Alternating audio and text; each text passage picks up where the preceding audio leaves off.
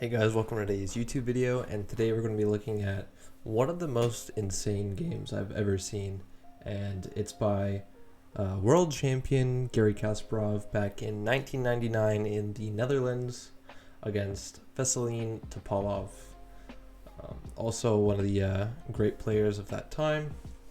So yeah, I'm just going to take you through it. This game has 4 brilliancies, and they're in a very short amount of time. And this game is absolutely savage.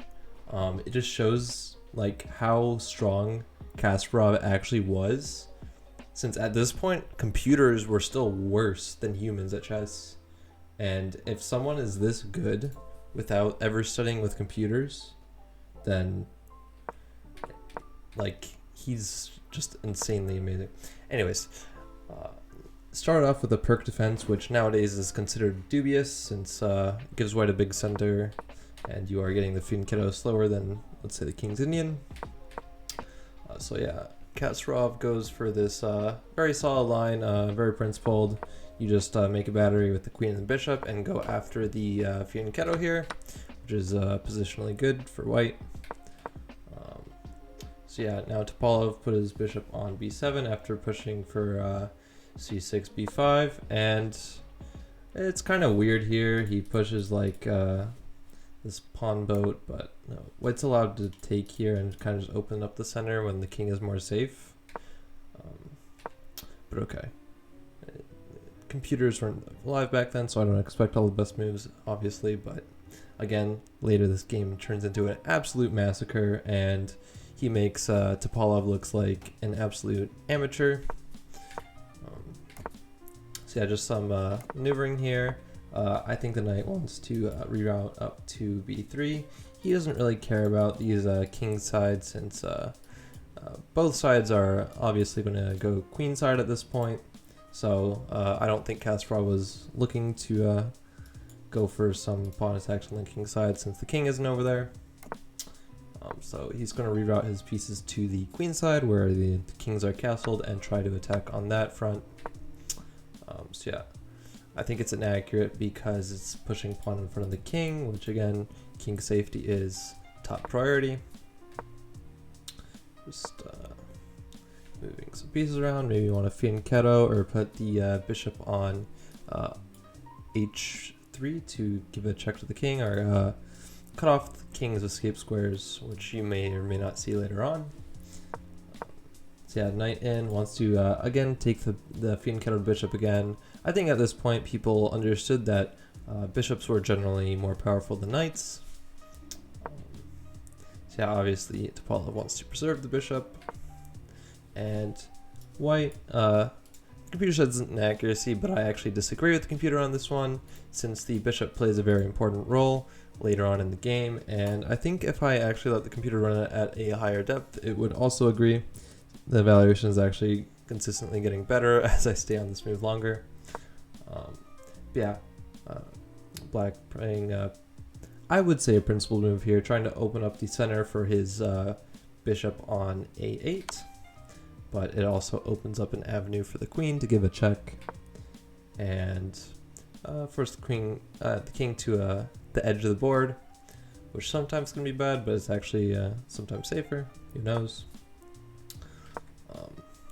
But yeah, basically from this point on, Kasparov, like, something in him snaps and he like puts on the fisticuffs and starts throwing haymakers. So yeah, knight d5 can just take, and this opens up an avenue of attack for the queen. So the queen moves out of the way, and Kasparov unleashes one of the most disgusting rook sacrifices I've ever seen. Rook takes d4. Yep. Rook takes d4. And the idea? What is the idea, you ask? Rook e7. Sacrificing another rook. He sacrifices both rooks. Dude, Gotham Chess is like in his room somewhere, like twitching. He's like, the rook. But yeah, he sacrifices both rooks. And the idea is, if queen takes, It is mate in 4. After queen takes d4, if the queen blocks, which is the top move, which is kind of funny, queen takes obviously, then the only move for the king is here, and after check, this bishop is again playing the very important role of cutting off the c8 square.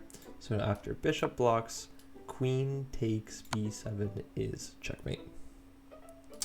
But what if the what if the queen, what's going on here? What if the queen does not block, you ask? Well, the king goes back to b8, and if I give a check here, now the queen can block. Except this is pinned, and these squares are cut off. So knight c6 is checkmate. What an absolute monster. Rook to e7 check. Of course, credit to Topalov for not taking the rook. So yeah, now you take the pawn anyways, and you're just hunting the king out, and now the king is all the way on a5. What is it doing there? That's not a very safe square.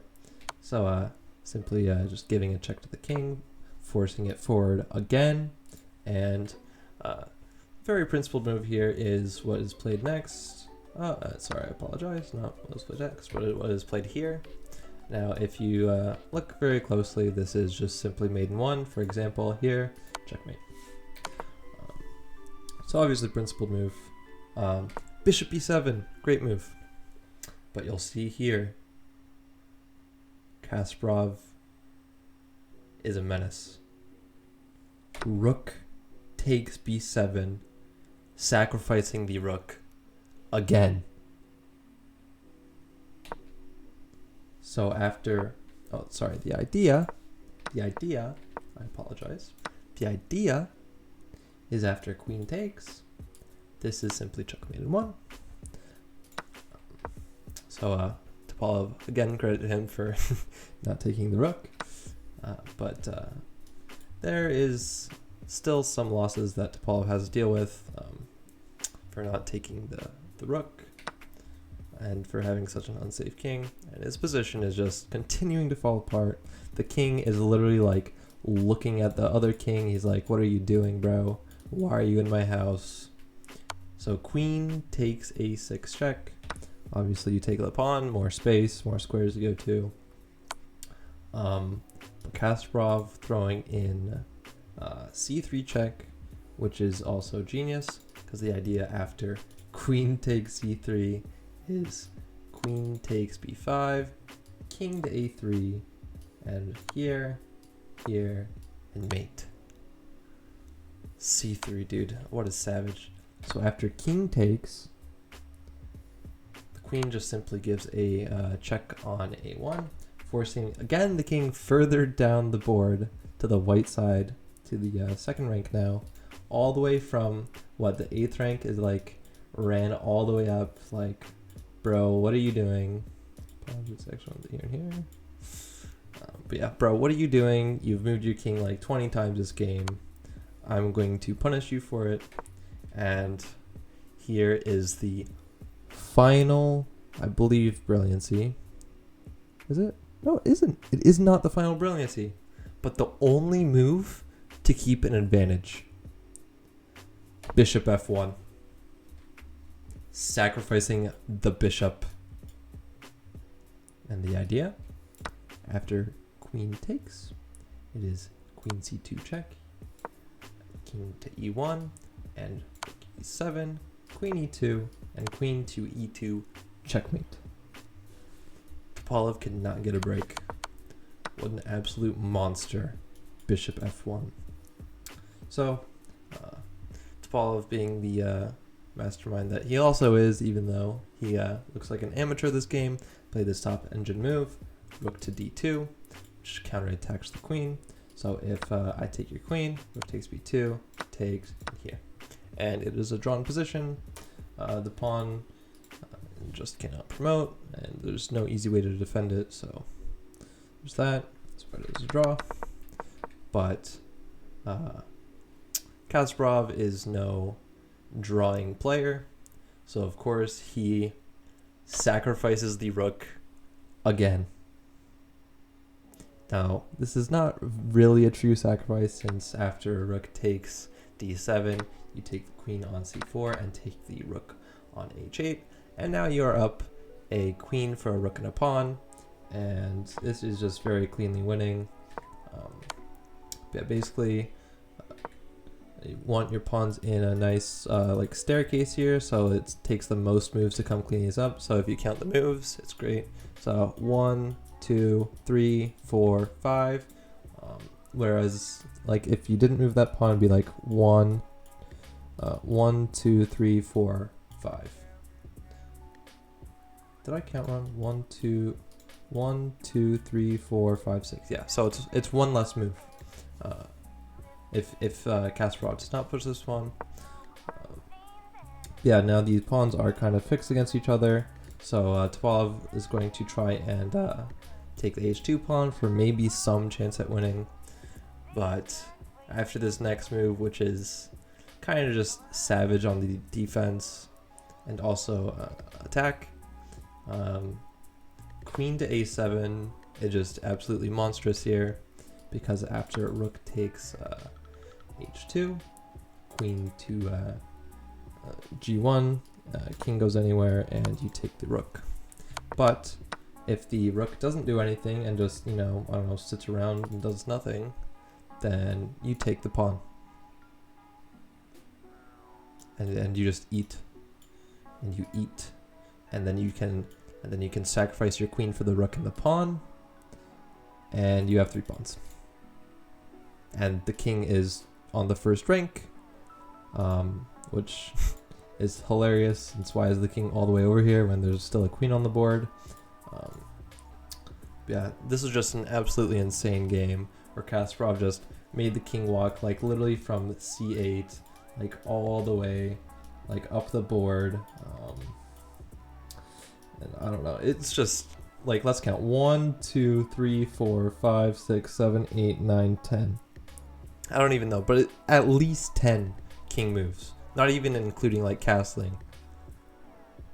10 king moves in the middle game. Sacrificing rooks left and right.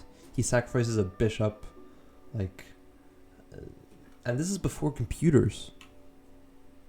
This is before computers, and the calculation is this good.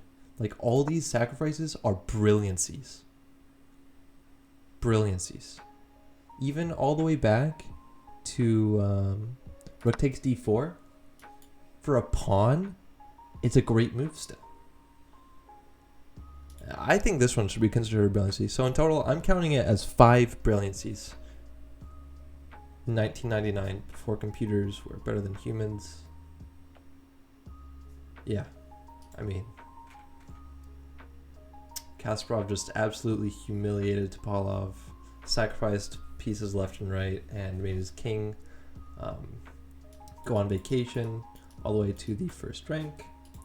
And then he proceeded to mentally and not physically, but he destroyed his opponent over the board as well as mentally, because I'm telling you, if I had rook sacrifice against me 4 times, I would not be very optimistic about my winning chances. So yeah, that does it for today's video. Don't forget to like the video and subscribe, and as always, I'll see you tomorrow.